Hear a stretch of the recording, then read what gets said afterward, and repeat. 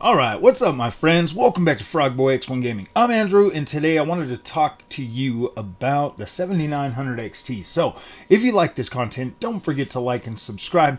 Now, I was, I did a poll the other day to ask what you guys wanted me to put back in the PC after I was done testing out the 4070 Super.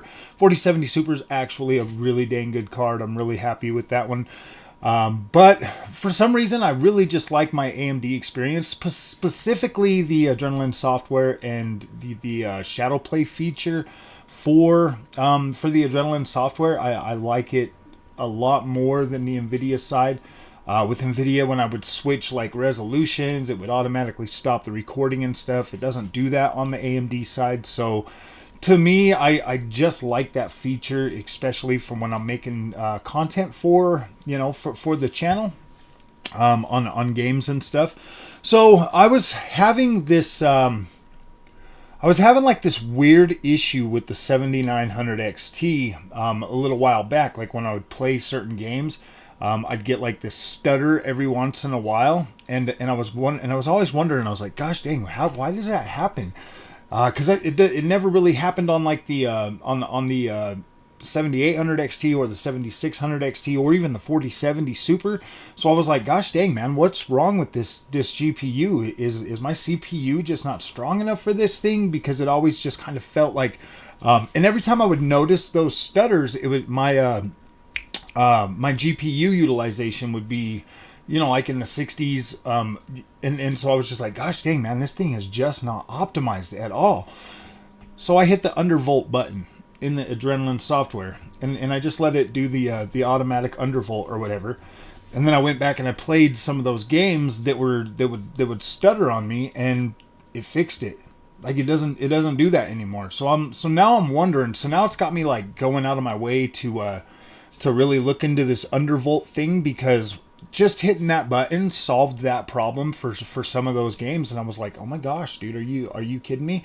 The GPU utilization is still where it was, if I'm playing at 1440p. So obviously I'm still kind of bottlenecking at 1440p resolution with this GPU. It is just such a freaking beast, my friends, and the new price. I just saw it the other day for like $720. I'm like, oh my gosh, dude, that's a lot of power for this thing.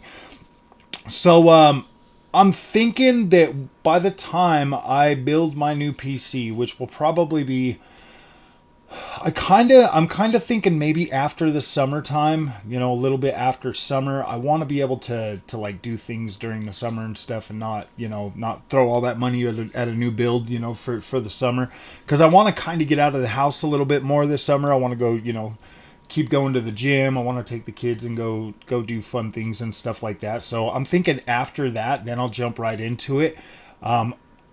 See, and that's the thing. If I wait till after the summer to build it, then the new GPUs and stuff might be out, toward the end of the year or whatever. So I'll be able to pick one of those. Probably be able to pick one of those up or something. So I don't know.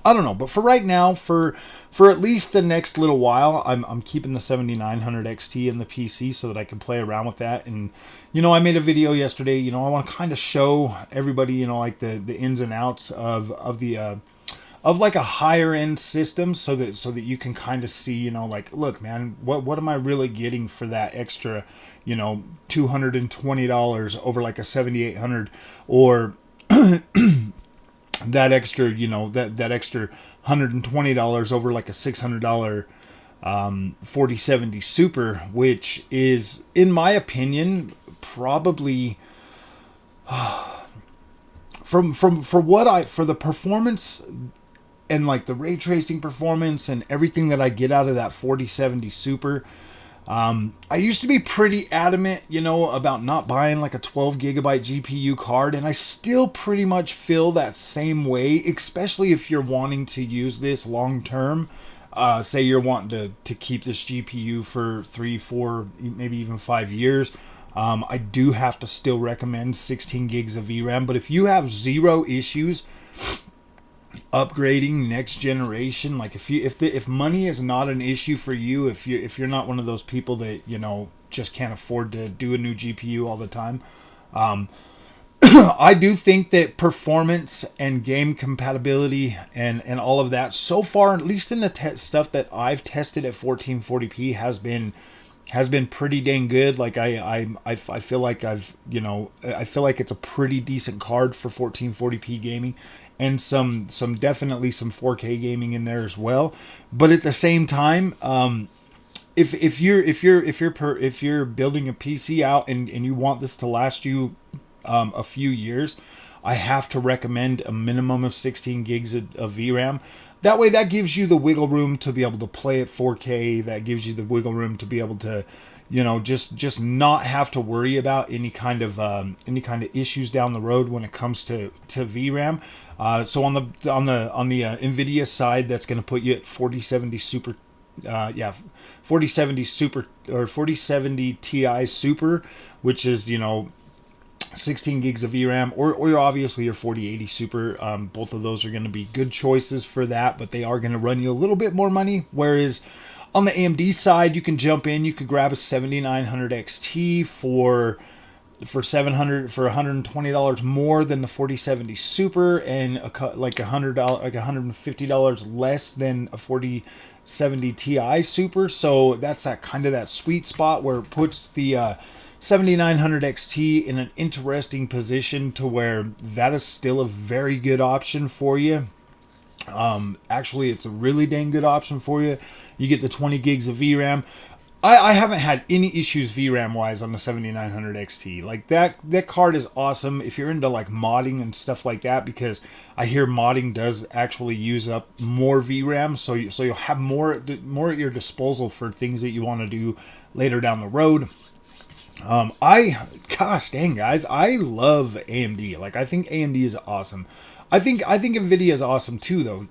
At this point, now that I've actually got to truly experience the NVIDIA experience for what it is, and not just freak out and be like, ah, man, I just want to go back to my AMD. Like, I did a full month with the 4070 Super, and I found it to be quite enjoying. And there was just the few nitpicks.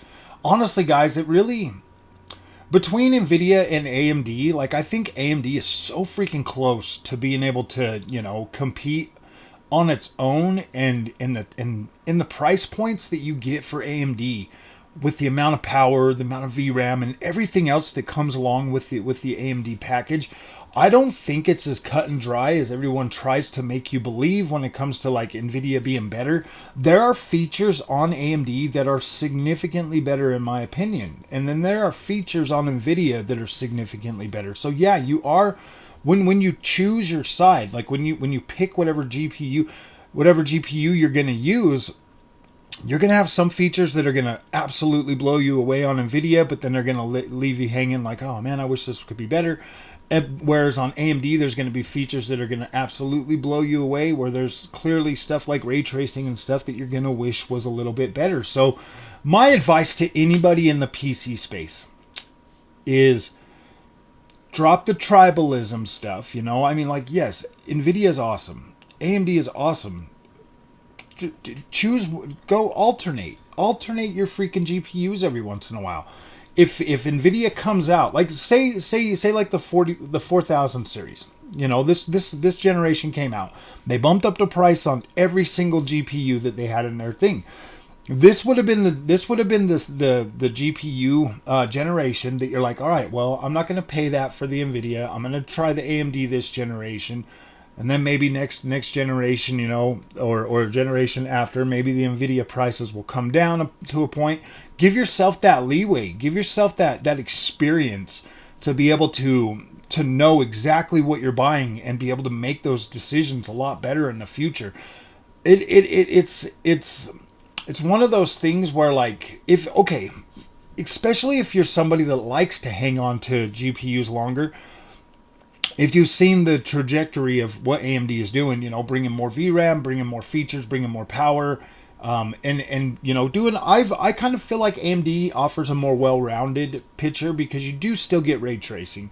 You get the VRAM, and you also get like the power budget to be able to run things, you know, at a lot higher settings for a more reasonable price, at least in my opinion. I feel like the AMD cards are definitely a lot better priced, and the price to performance range that you get for those, absolutely, man, it's like the budget king. And they kind of do need to be that way a little bit, because the feature set for AMD when it comes to like ray tracing and next gen or forward thinking, you know, stuff does lack a lot. You know, I mean, we still don't even have AI upscaling over on the AMD side, which would definitely put AMD cards in a much different in a much different place. If it was at least as good as DLSS and XESS, then that would easily put AMD in a different spot. So when you're looking for GPUs, it is very important to get exactly what you want and to get exactly what you need, and to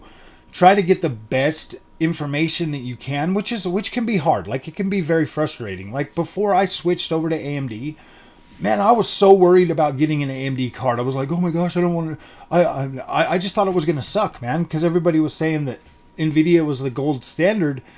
So I literally thought that AMD was just going to be trash until I bought it. And then I tried it, and now I'm like, okay, I'm not so sure about what everybody else is saying.